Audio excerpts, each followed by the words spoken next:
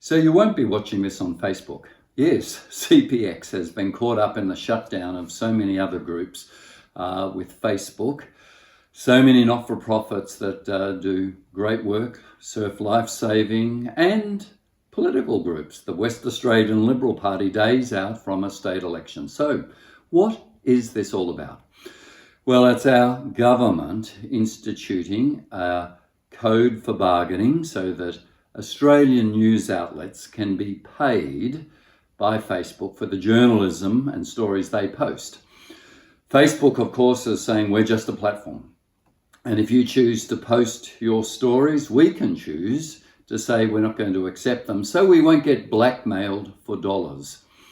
But it's caught up so many others who weren't ever going to be part of that bargaining code and get dollars. Is Facebook just a platform?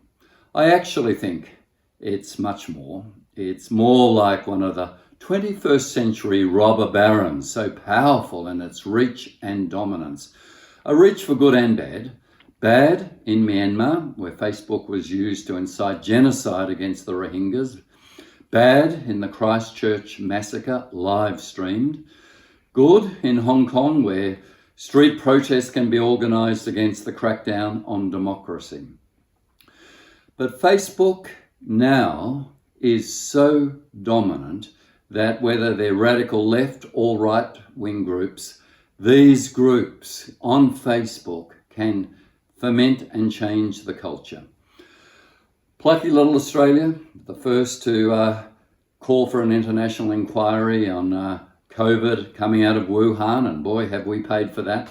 Plucky little Australia, the first after the Christchurch massacre to say we're going to introduce this legislation around a code to negotiate, and lots of Australian not-for-profits being hurt.